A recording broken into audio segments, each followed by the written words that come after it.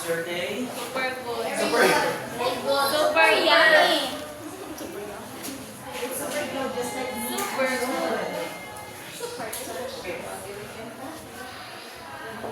So your day is good. So what was before we start, please arrange yourselves, yourselves, of course, because it is in your mind. Okay. Is there any absent around? Very good. Sorry. Is there any absent? Okay. Let's have a review first.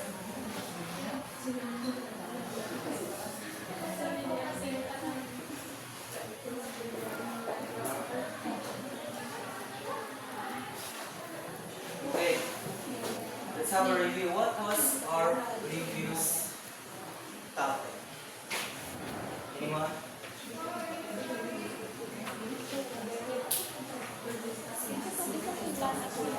Your previous. Yes, Emily.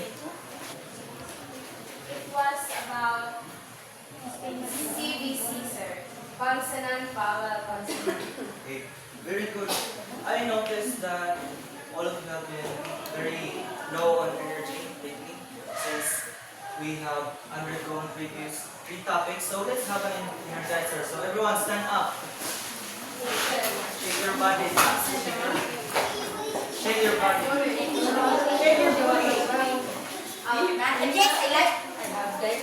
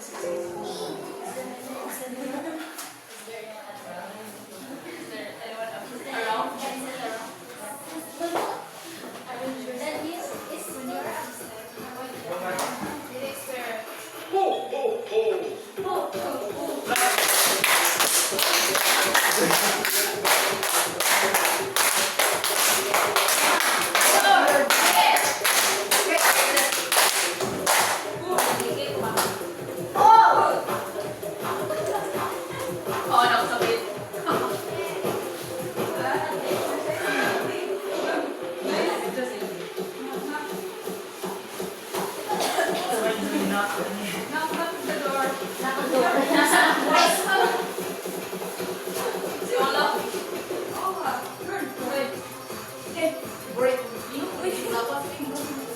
Oh, turn your body. What about turn your body? Turn your body. Oh,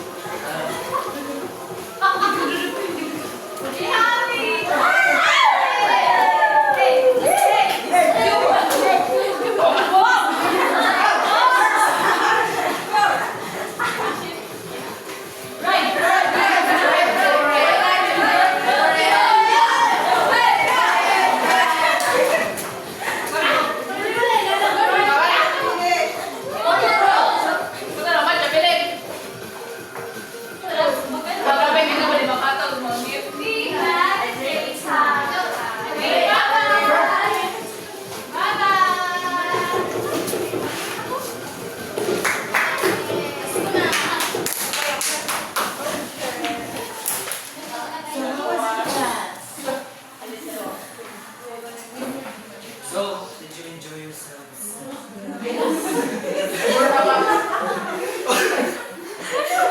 ba ito na kasi? Wrong context. So class, did you enjoy? Now, I enjoy myself. this is to condition you to, because we're gonna have this another activity to the lesson proper, which is called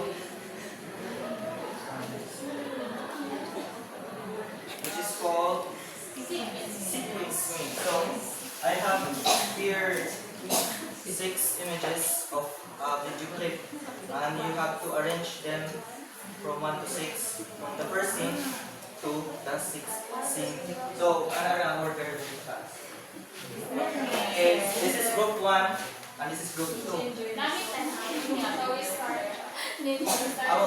I will show you the video after the activity. But first, you have to determine the sequence through the pictures and their order. Yes.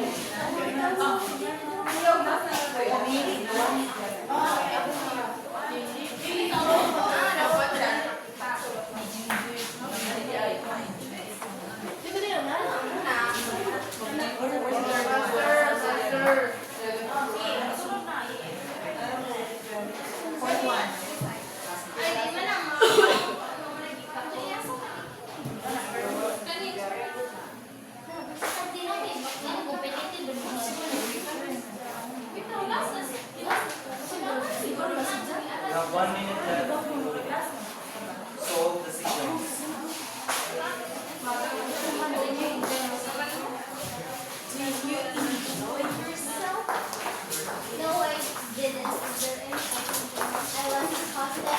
Okay, group 2 is done.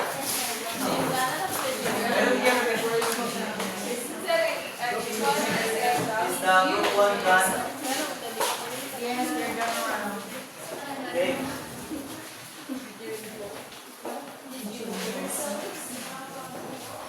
The first scene is this, and the second one is this. Because if you notice, the little girl is looking down, and what is she looking down? The picture, which is the second scene. And then the creature ran away. Where did the creature run away? From the sea. Then we saw, from the sea we saw 2 people.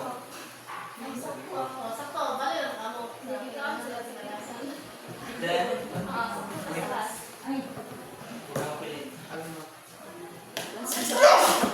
then the final one is the creature went home to his shelter or cave. So, then,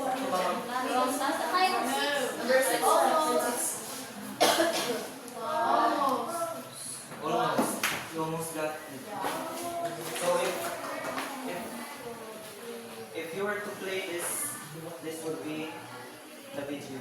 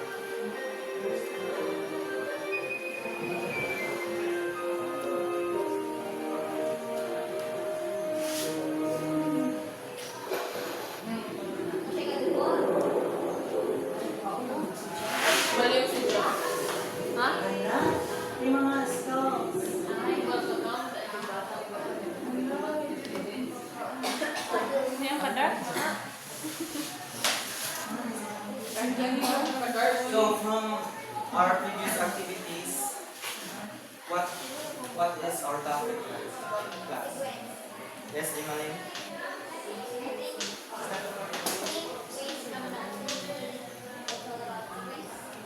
Yes. Sequencing. Sequencing of what? Events of stories, situations.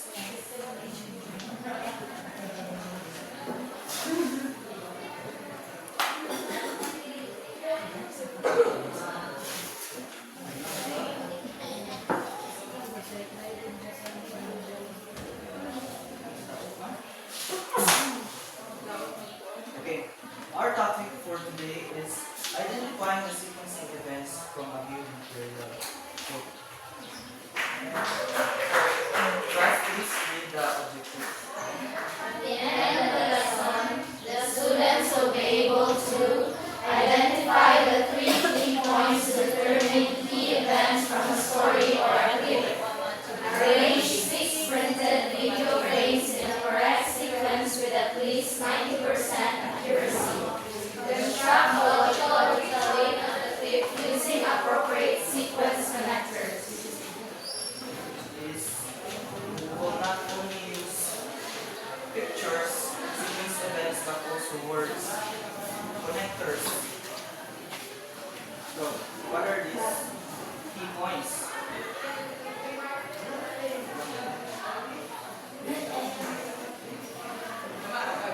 The first key point is chronological order of events. Please read as Chronological order refers to the exact sequence in which events happen in time, from the beginning to the middle and to the end. It shows what happened first, what happened next, and what happened last. okay. So chronological order, we have clues in the picture. Chronological order describes about timelines and also what happens next, which is why this is a way to determine your sequence of events. For example, if the picture on there's a picture and the sky is red, so the next one should be night because it is sun setting, and it should be night on the next picture. That is chronological order. Do you get the class chronological order?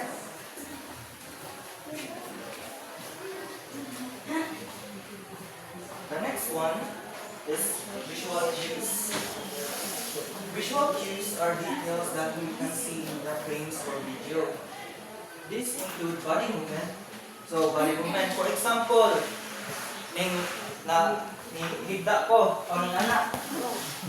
Unsa next image is kanang mo Nintendo. So that should be your determiner for the action, the body movement. So for example, ang kaning bata ang tanaw sa ubos, unsa may what is she looking? The monster, diba? She's looking down the picture. So that should be determiner of your sequence of events. You should always look for their actions. What is the visual cues again, class?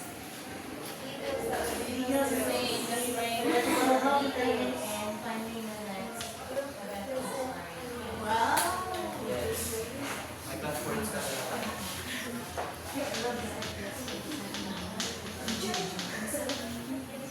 The third and final one is cause and effect relationships. So, this is very common in sequencing of events. Of course, you have to find the first one, which is the cause. So, for example, if there's a picture there of someone looking down, so what is the cause of looking down? There's someone under the picture. Yes.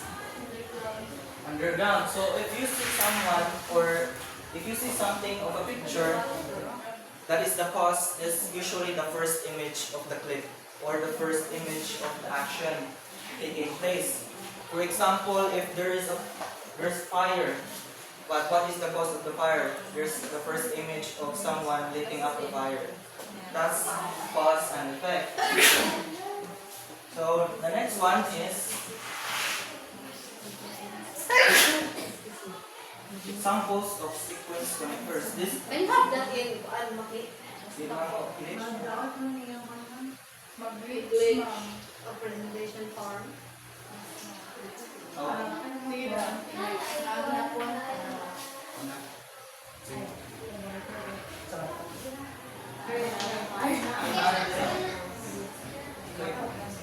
Here are examples of sequence connectors. Sequence connectors are words that connect to other sentences for the events.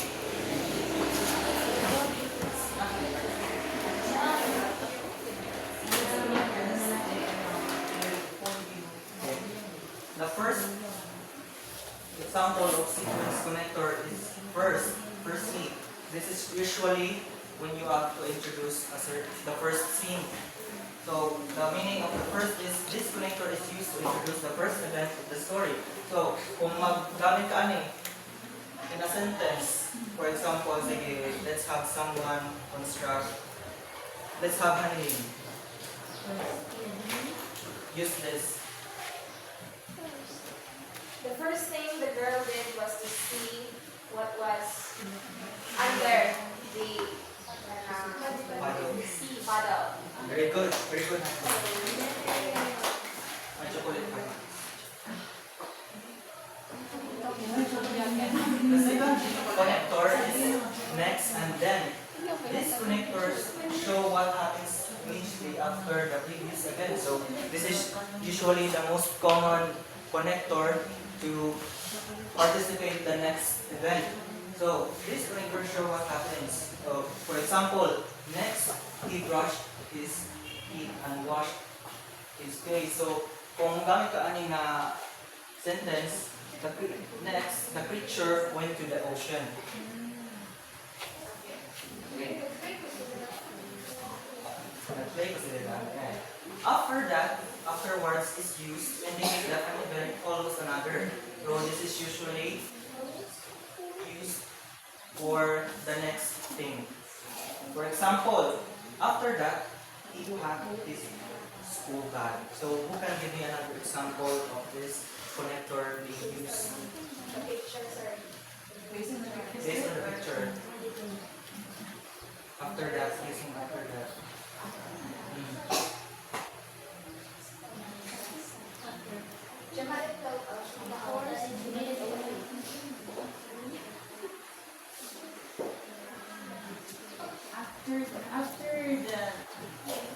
After the girl witnessed the creature under the depths of the water,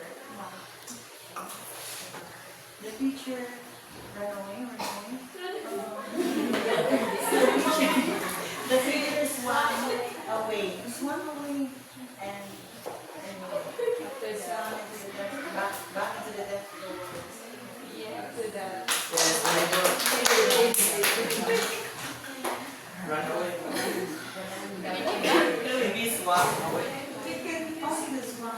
Swam away. Okay. The next connector, sample connector is meanwhile. This connector is used to show that another event is happening at the time as the previous one. So, for example, Sarah is cooking. Meanwhile, Hanilin is doing the laundry. That's an example of meanwhile. Can you give me another example? Can you go to your activity?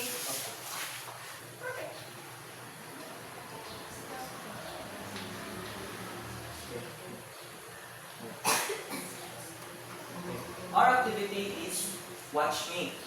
We're gonna watch a video and in a 1/4 sheet of paper you're gonna write a short retelling of the video clip. 5 or 7 sentences is enough, then use appropriate connectors in your sentence to retell the story. So let's watch this video clip.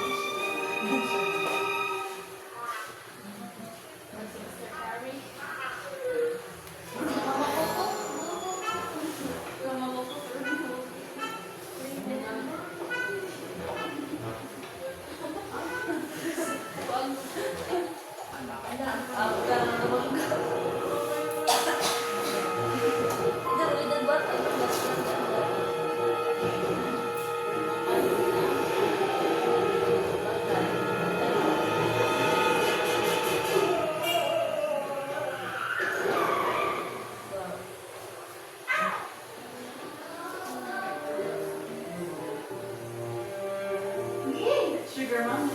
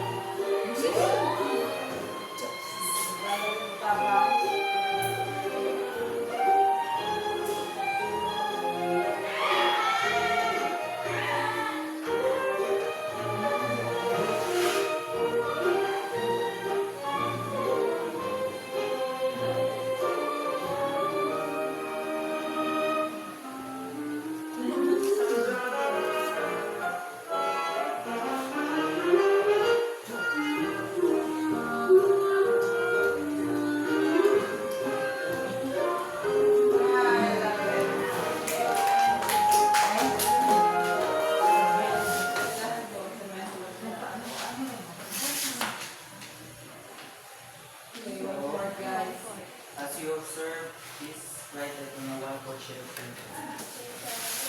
1/4 sheet of paper.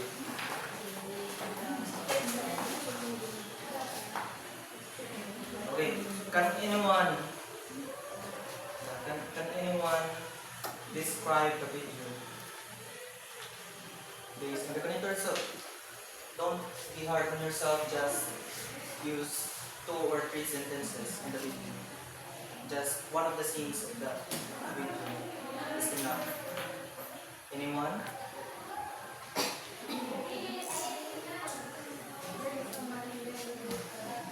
Yes? Yes, Rowena? The first part of the first scene in the third clip is first there is a man in the drinker. Then there is a girl running. Seems like he's getting late, but the man is indifferent, so he did not wait for her. I believe Yana May will finish it. Yes, Yana May? Using connectors. And after that, we also encounter a girl struggling to catch a balloon, but he did not catch it. And when he was on the sidewalk, I mean in the pedestrian, he was going to cross the road. There was an old lady who held his hand, which surprised him. And I will let Jericho explain. Yes, Jericho? So the last part is they pretend to be blind.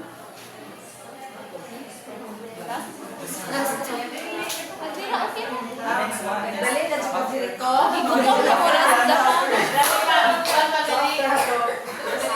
There's an old lady in Pakidja to cross this lane. And then in the next one, mistake to help the old lady. Pagkasunod na and the next, they pretend to be blind. Basta naman yung pandi.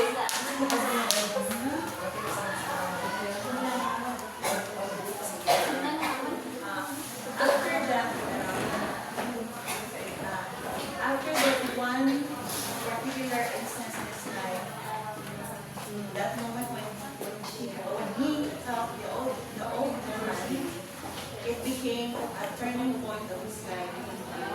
He finally realized compassion and helping one another, especially in hard times.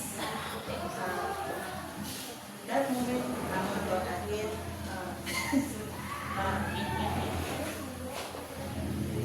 So with that, after the turning point of his life, he suddenly realized that the value of helping,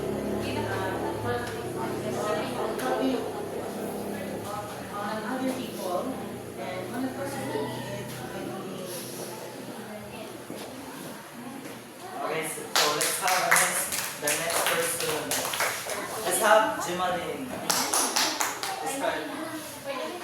Resume Manisa.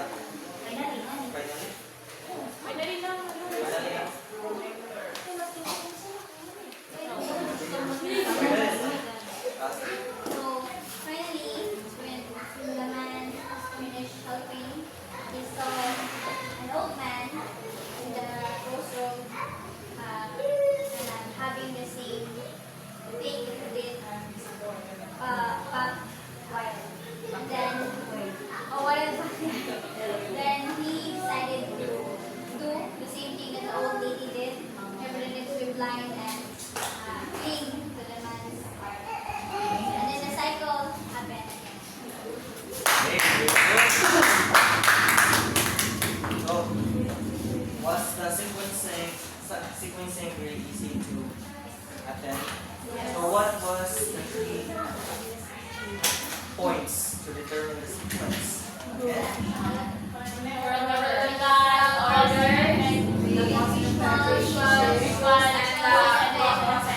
Cause and effect, very good. Okay, before we end this discussion, let's have